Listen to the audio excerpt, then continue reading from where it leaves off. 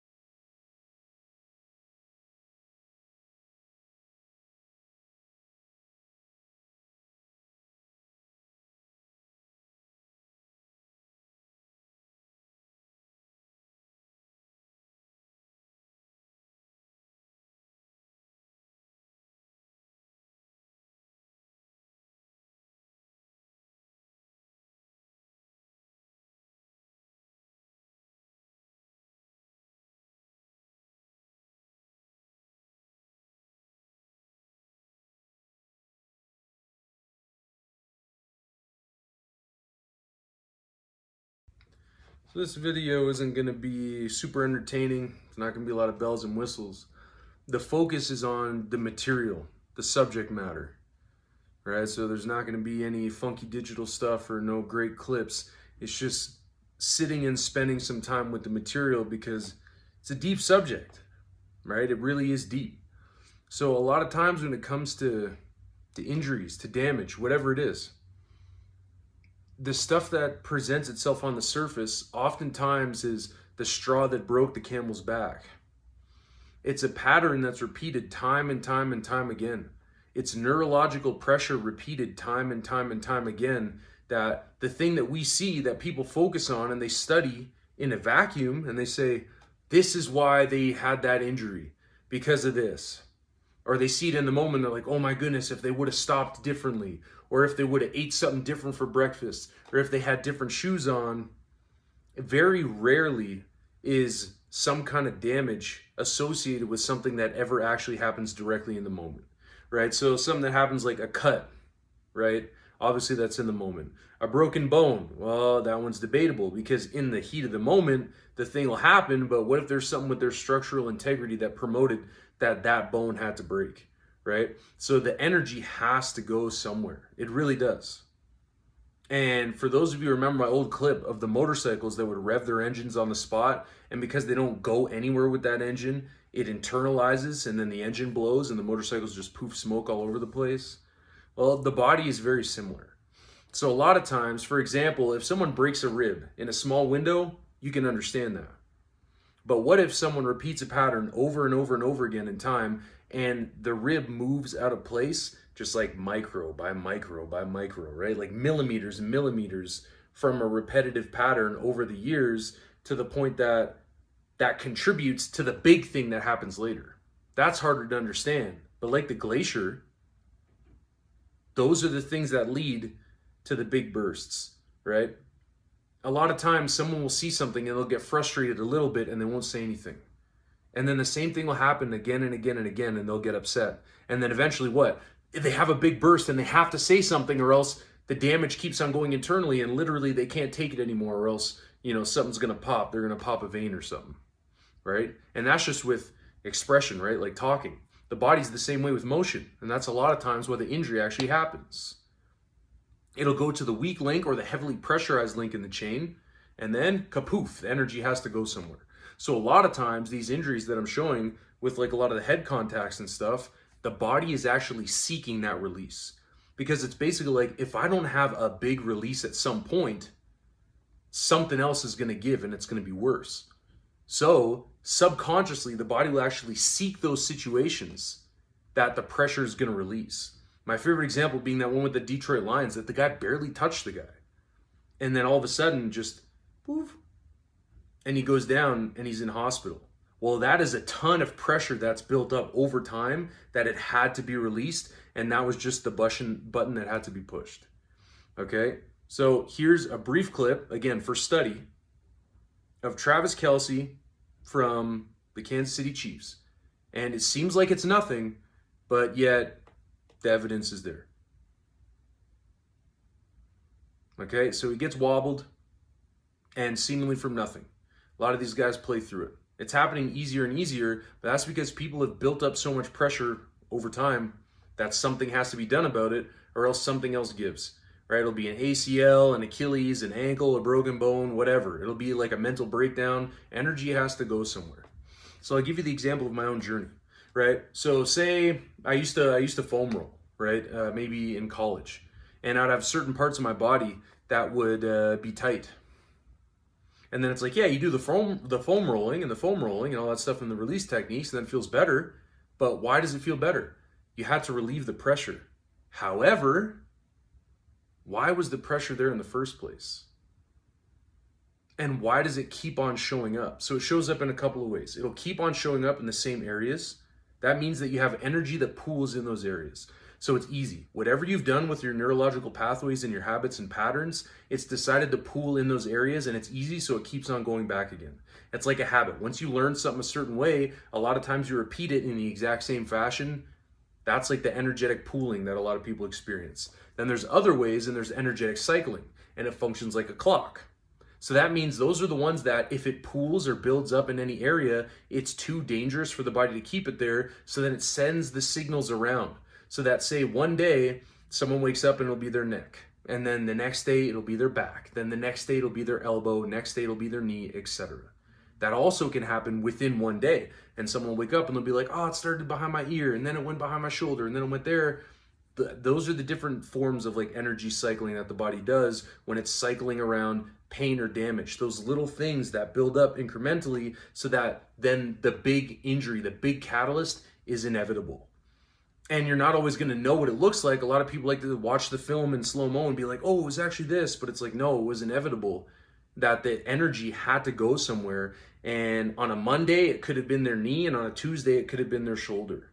Because everything is connected on the fascial chain, right? And obviously, there's some things that be like, oh, yeah, it's going to be like that. Like, say they walk on the inside of their foot a certain way, like duck-footed all the time. You're ingraining a pattern. However, what is the key factor that made that the weak link in the first place?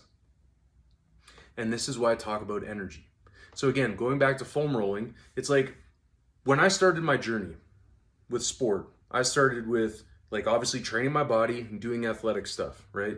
Training my mind, right? So then all of that is building pressure weightlifting, building pressure, doing all those cuts, right? All those kind of things. And you're ingraining the same patterns again and again and again. So then you're building up pressure on those lines. And if you don't release it, something is bound to burst. I had a lot of bursts along, my playing career and just in life in general. I wasn't doing nothing, for those who know my story, electrocuted a bunch of times, or I've experienced a lot of shit, a lot of pain, okay? But the good thing is it helps me help other people. Since I've been through so much, I know what it fucking feels like. I know where it comes from. Okay. So then building up pressure on those lines, for me, I came up with solutions for this. Yeah, that's right. The equilibrium motion engine, right? One is that if you're always stressing the same lines, this is why I incorporate motion data. Motion data. Express to decompress. By venturing into different motion pathways, it's helping you so that you're not always stressing one line. It's like you're spreading it out, right? Sharing the load so that the lines don't get too stressed and you can relieve enough pressure so that you can keep on going. Keep on evolving, keep on growing without developing imbalances and heavy compensatory patterns from doing the same shit over and over and over again. We all know that the wheels fall off that way. For linear progression, always eventually stops. It's life, it's how it goes. Okay, so motion data. The next thing is energetics. However, because I'm pressuring these lines again and again and again, when you build pressure and you don't relieve it, what happens? The pops occur too. I didn't learn energetics until my pro career. So I think I started doing them heavily in 2015. But by that point, all the pressure that I had built on my lines was too high. So then the bursts just kept occurring. Despite me having picture perfect motion patterns and picture perfect diet and all the other stuff, it's energetic. It's beneath the surface. It's the glacier. It's like our fuel, right? I didn't clear the lines. So then later on I did, But that helped me so that the bursts weren't even bigger than what I was I was experiencing. Okay, so then I learned, that's why the ancient modalities, for example, Shaolin, they would lift weights, they would strength train, they would do martial arts, they would do meditation, spiritual practice, but they would what? Tai Chi, to clear the lines, to relieve the pressure from all the pressure building that all the other stuff was. So that's my other thing that I've created that's very specific to what I'm doing, is those are my two like solutions for the engine, really. Is my main ones, at least, that like no one else is doing, is motion data, so that you're doing the things, basically the glue, the pieces of the puzzle. For example, I'm in this room, I occupy this space, but in this air, in this oxygen, right, there's a million different ways to move, all this different ways to fill the space, so that you don't just get caught on this track. So then I crafted a modality to explore this space in a way that is intuitive, but also intelligent, right? And intentional. And then on top of that is the energetic aspects, because anyone can build energy, anyone can get started, anyone can really get going, but you also need what? Pressure release, clearing the energetic line. So the stuff that I picked up later in my sports career, if I had that earlier, those big pops wouldn't have had to occur as often as they did, because those big pops were the big pressure releases. All the stuff that I've been saying in all the videos has been leading to this, and then the message just keeps on going and going and going, and I continue to share and refine it. But it's really is the same message. It's just it's growing. It's becoming more clear through repetition.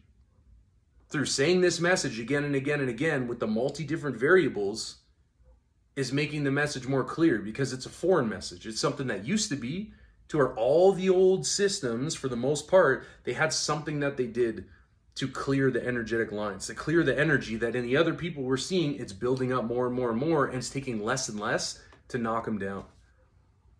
So then I create a foundation through the motion data practice with the spreads, so that you can build linear programming on top of that, the foundational moves, the basic stuff, but in a way that it doesn't get tired down. And then inevitably, when the pressure releases, because training, lifting weights, all that stuff, you're building pressure.